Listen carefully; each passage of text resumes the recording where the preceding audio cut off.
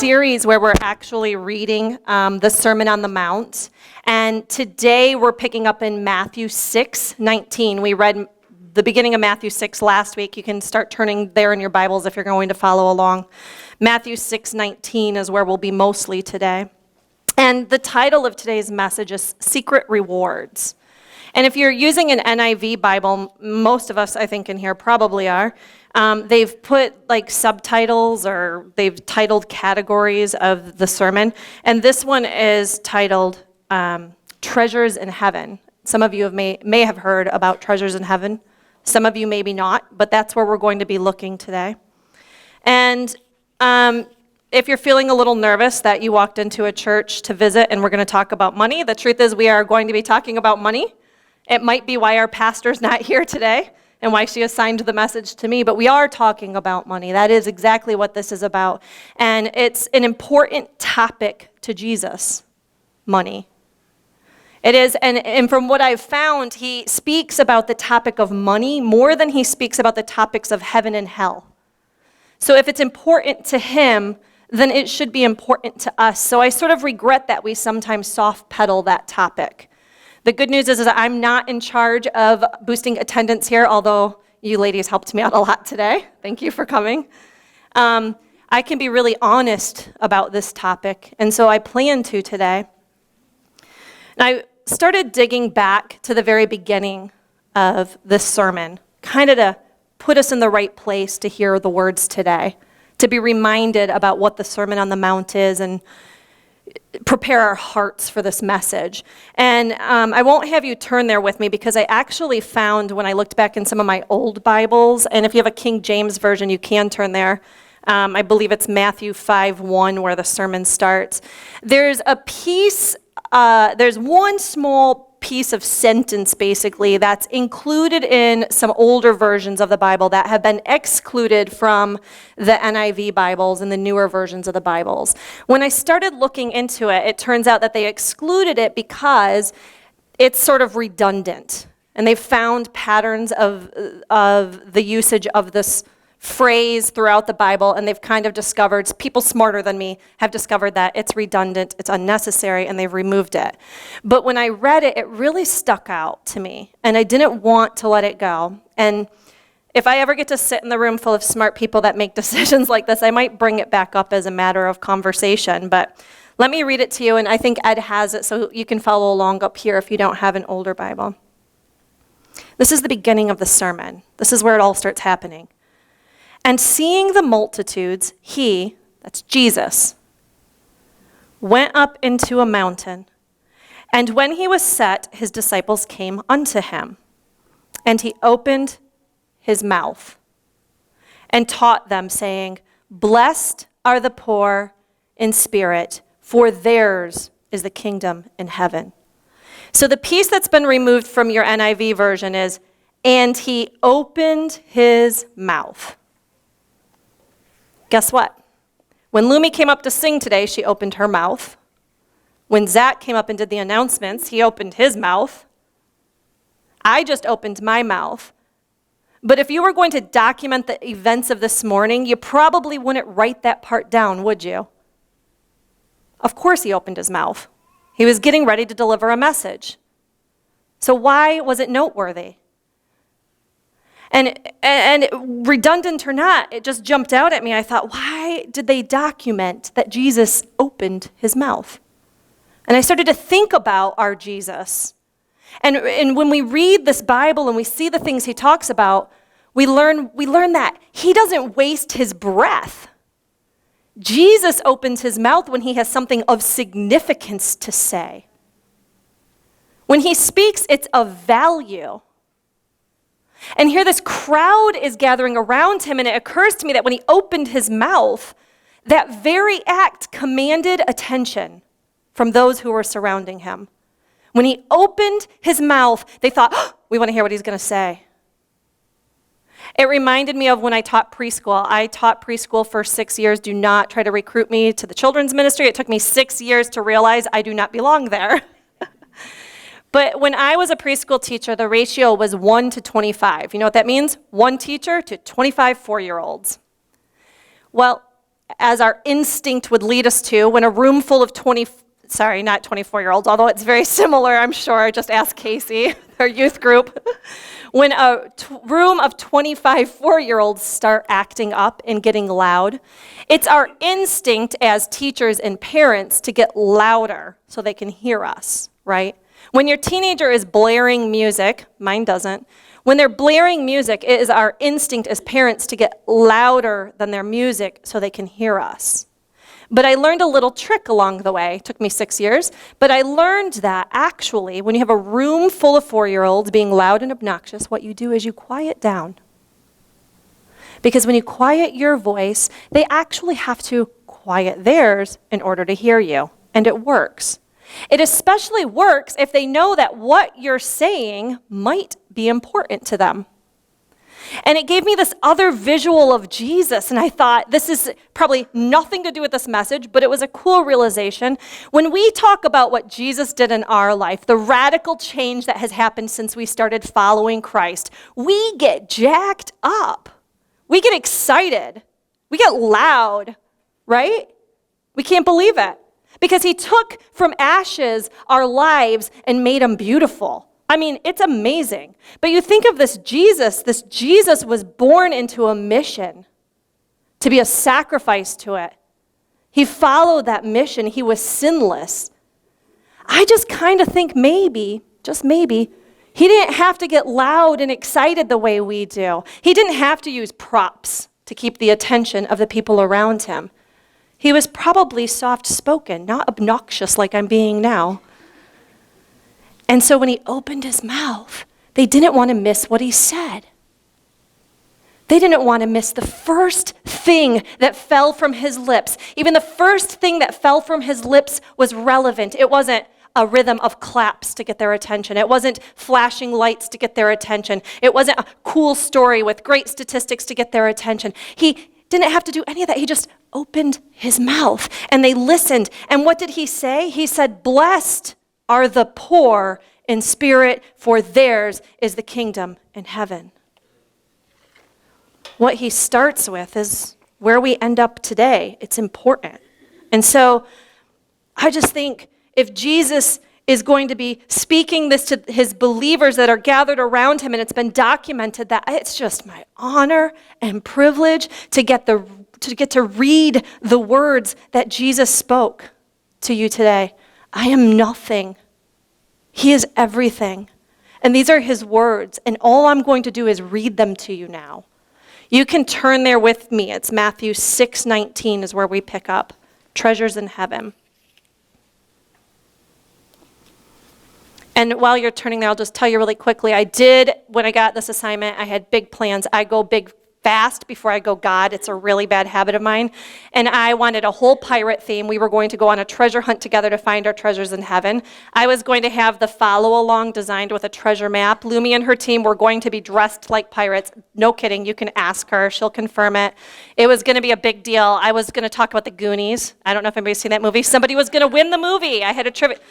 Yeah. And then this whole concept that these are Jesus's words, and this feeling that we needed to understand the brevity of what he said hit me. And I just had to take all of that out. I had to take away all the flashy lights. It was just time to just read his words and find them to be relevant in our life. So Matthew 6:19.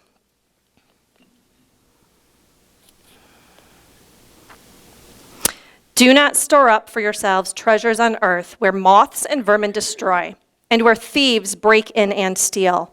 But store up for yourselves treasures in heaven where moths and vermin do not destroy, and where thieves do not break in and steal. For where your treasure is, there your heart will also be. The eye is the lamp of the body. If your eyes are healthy, your whole body will be full of light. But if your eyes are unhealthy, your whole body will be full of darkness. If then the light within you is darkness, how great is that darkness? No one can serve two masters. Either you will hate the one and love the other, or you will be devoted to the one and despise the other. You cannot serve both God and money. See, he's talking about money. I didn't make that up. Okay, I want to get real for 1 second. If I was sitting there as a believer, I'm wondering how long it would take for me to interrupt, because the truth is that Jesus had already spoken for a long time about a lot of stuff and that was relevant in our life and meaningful, and he wasn't done yet. This wasn't the end. But he said something, and I'm almost angry that whoever decided to titled it Treasures in Heaven, because he says it really quickly, something about treasures in heaven, and then he just turns back around and starts talking about other stuff again, right? Like there's one little statement about there being treasures in heaven, and I'm wondering which one of us would be bold enough to say, wait, Jesus, can we go back there? What do you mean, treasures in heaven? What do you mean? Is it jewelry? Do I get diamonds, real diamonds? Is it, for me, endless wardrobe? Or a new pair of shoes every single day? Do I get a castle? How about a nice car? Is that what you want, a nice car? How about unicorns? I always wanted a unicorn. Do we get unicorns? You want a unicorn too? This is what we think. I'm just wondering how nobody stopped him and asked him, like, wait, go back, tell us more about these treasures in heaven. But he doesn't go there. You see, he starts with how we're supposed to behave here. He talks a second about a treasure that we're going to have in heaven, and then he goes back to how we're supposed to behave here. It reminded me of what Wimber refers to, John Wimber, who's the founder of Vineyard movement, what he referred to as the now and not yet, right? He's talking about eternity. And not scriptural, it's all fawnism here, but I started to think that maybe those things that we call treasure aren't really what we'll expect in heaven. Right? Because what happens here is that we're hungry for something as humans. And we find ways to spend our money to quench that thirst, to satisfy that hunger, but it really doesn't. Because if it did, you wouldn't have to do it again, right? So if it is clothes, and for me it's clothes, I shop at a thrift store and it supports a mission, and so I use it to rationalize my spending. But I don't stop. I mean, every time I walk through the store, I'm buying new clothes, name brand, awesome things I'm so excited to have in my closet. But the truth is like, it makes me feel good for that moment, but then I start getting bored with my wardrobe and needing more. That never, ever satisfies that hunger. Only Jesus can. And so I have a hard time thinking, and I could be very wrong. I'm excited, by the way, to find out what those treasures really are. But I can't help thinking that all those things that falsely and on a short-term basis satisfy us here aren't going to magically become the things that satisfy us later. I have to think that it's really that awe-stricken love, grace, forgiveness, and this concept of eternity that we just cannot wrap our minds around. And what Jesus is talking about is investing now in eternity. If eternity is that treasure, I'm all in.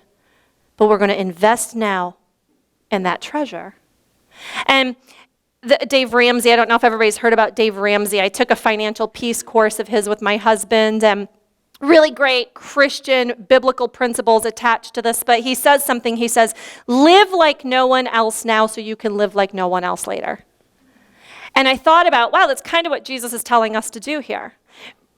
But when Dave Ramsey is saying it, I think for sure he's saying, be frugal now, downsize yourself now, pay off your debt now so that you can have this financial freedom later. And he's talking about now, still, life on earth. But the difference with what we're reading here is that Jesus isn't saying, do all that stuff now so that later on, while you're here now, you can live in that. He's talking about later, a freedom that comes later. And actually, Ed walked away from the computer, so he won't be able to put the picture up for you. But our children are doing a demonstration that I watched Francis Chan video on. And he takes like 100 feet of rope, right? And he just has this huge amount of rope. And then he colors this much of it on the end red. And he says this 100 feet of rope symbolizes eternity. So there's nothing really there to see. Okay, so that's the picture I picked, not his fault. The 100 foot of rope symbolizes eternity, and that little red piece symbolizes here and now. And that's how much time we have to invest in eternity, good or bad. That what we do in that short window of time has an eternal impact on our lives. We are an eternal beings. And then later on it says that where we pass our treasures, your heart will follow. How true is that? And I think we think it's the other way around, that we invest in what we care about, but we end up caring about what we invest in. It's really true. And I think if we took a poll, and especially with so many guests among us today, and I said, what do you value the most? Probably most of us would say my faith or my family. But if we really did a time audit and a money audit on ourselves, is that really where we're investing? And your heart follows. So that means that when you have the choice, right, between scrolling through Facebook or spending time with your spouse, what you really want to do is scroll through Facebook. I mean, let's be honest. But when you sacrifice what you really want to do right now, that temporarily satisfying act, when you sacrifice that to spend time with your spouse, your heart follows.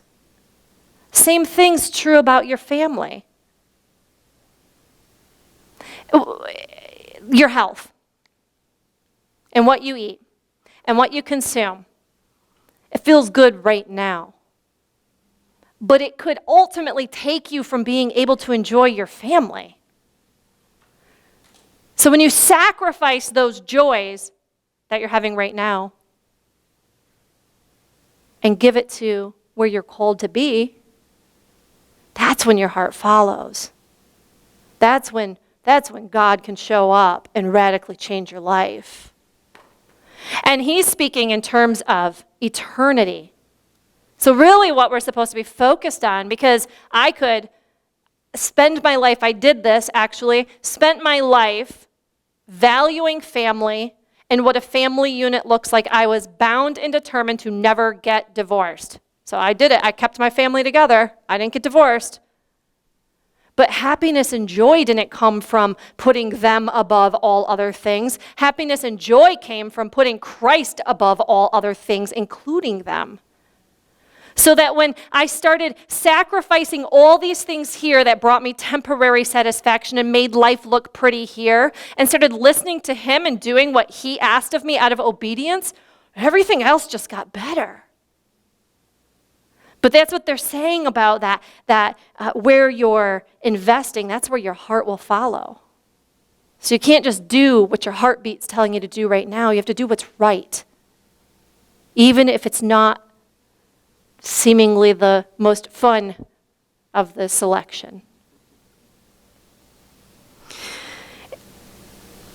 In Matthew 6:22, he talks about the eye as the lamp of the body. If your eyes are healthy, your whole body will be full of light. He says the eye, not the eyes, the eye. And really just to think about being single-eyed, single-faithed. And later on, he says you cannot serve two gods. And that's true. Right? So if we're going to value and focus on things other than him while we're trying to value and focus on him, we are vulnerable to being led astray. Like by a lot. Like here it says you can't do that. You won't be successfully investing in your eternity if you try to do it that way. Because, like I said, every time you're choosing between those two, you're vulnerable to making the wrong choice. And you get this much time to impact your eternity. How are you going to be spent? I think about Jesus again. Jesus said, Father, spend me however you want. Right? I mean, would you let him spend you the way that Jesus let him spend him? Spend me however you want. How different would our lives be if we said, Father, spend me however you want? What would he be asking you to do with your time? What would he be asking you to do with your finances? As I was preparing for this message, every time I walked through that stinking thrift store, I was like, oh, I could feed somebody with that money. I mean, it started to, if we really asked him, God, how do you want to spend me? I think we would be shocked that even as good as we are, we're not there yet. I think we'd be shocked.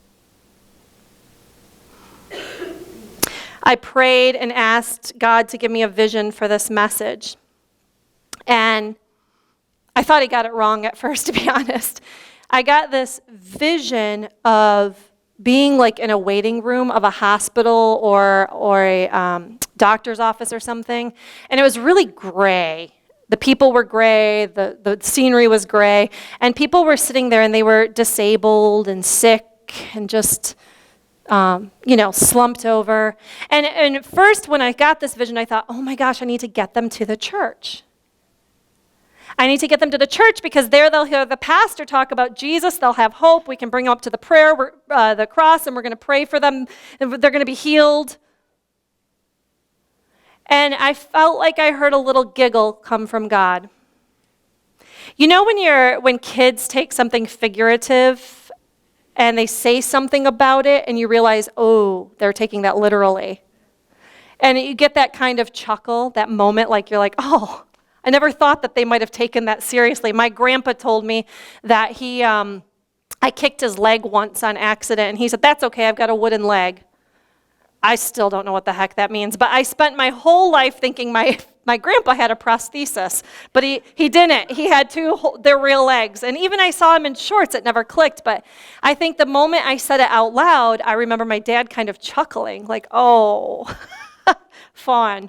And that's what I felt like when I was like, I have to get these people to the church, that God giggled a little and he says to me, no, Fawn, they are the church. They are the church. And I'm like, well, what's that have to do with this message? We know what it has to do with this message. Jesus sat down, believers gathered around him, and he preached a sermon. That's the church. Sound familiar? He was setting up church, and he was telling us how to get on as church folk, how to get on as people, how to get on as his body, as his bride. He was telling us what to do next. Why would he tell us what to do next? Jesus does not waste his breath. He told us what to do next because he knew we were going to get it really wrong. And if you keep reading, you find the church didn't get it right. And they probably got it wrong again and again and again. They had to get letters from people saying, hey, don't you remember what Jesus said? And, oh boy, I know that I crowned some of you servant leaders. I know our pastor boasted about how awesome this church is last week, and it's true. We're good soil. There's good folk here. If I pulled up the frontliners, if I pulled up the people who have been fighting for Naples Vineyard through 3 pastors, you would see their wounds. You would see their scars. This is a good church, but I wouldn't be your friend. I wouldn't be your sister if I didn't say, we're not getting it all right just yet. And I'm going to give you like a hugely hypothetical scenario to kind of depict that. So it's so grossly misaligned with any one of you. Not one of you is going to walk away going, she's talking about me. So you come, you sit down here, we passed around the offering basket, right? You put your money in it. Basically, you paid your dues. You invested in having that door held open for you this morning and greeted with Nancy's smile. You invested in Yolita proudly handing you a donut, a banana, and a hot cup of coffee. You came in here and you found your seat. Some of you didn't get the seats that you paid for. I'm one of those people that have to sit in the same seat every time or I get, ugh. But you paid for your seat, you find your seat, you pick the same seat that you sit in every week, and you sit down and you hope that you're going to experience the most amazing concert. Lumi and her team are up here, and man, did they nail it today. Man. And you're going to sit back and enjoy the show, and the pastor walks up, and you hope she doesn't say something disgusting at the pulpit, because you didn't pay for that. Just warning, disclaimer, if you come to this church, the pastor will say something disgusting at the pulpit. There's times when I sit there and I'm like, oh, did she really just say that? And you poor people who invested in coming to Naples Vineyard to hear the pastor preach, because she is amazing, and you got stuck with me. We all fall into that hypothetical scenario at some level in some ways in our life. Not one of us is that person I described, but all of us are that person sometimes. I know it because I see it in myself and I've seen it in others. And when you leave here after a service and you start critiquing the message and you start critiquing the worship and you start critiquing the way we called people to prayer or how you were prayed for, and you start critiquing those things, you are that person because you're all about you. And you're trying to decide if you got your money's worth, if you spent your time well. And I know that people do this. I sat with a woman who decided to leave the Vineyard church, go find another church, and people do that. You know, they church shop, and this couple came here, and they were checking us out, and she said, I've just decided we're going to go somewhere else because there's not enough people our age in the church. And I was sitting there 20 years older than her and not the pastor and not responsible again for attendance. So I was very honest and I said, that's great, that's fine, but I'm begging you to take some responsibility and to understand that when you go to the next church, your troubles will follow you. Because if there's not enough people your age in our church, that's your fault. Because they're not coming to me to get to the church. I'm not attracting people 20 years younger than me to the church. But to have some responsibility to your church, because the church that Jesus is setting up here isn't in the walls. It's not in the building. It's not in the tithing. It's not in the numbers, the attendance. We're part of a really big church, His church. And we all have a responsibility to where He's brought us. If your butt is in the seat today, the enemy didn't put it there. There is a reason it's there. It's because you're supposed to be part of something bigger. Just look where He's moving and participate in it. And have some responsibility to your church. And we had a couple leave that they left for their own personal reasons, but a bunch of us in the congregation reached out to them. But they'll continue to say that the church never reached out to them because the pastor didn't reach out to them. We have some responsibility as individuals, as part of the church. We are the church. We are the church.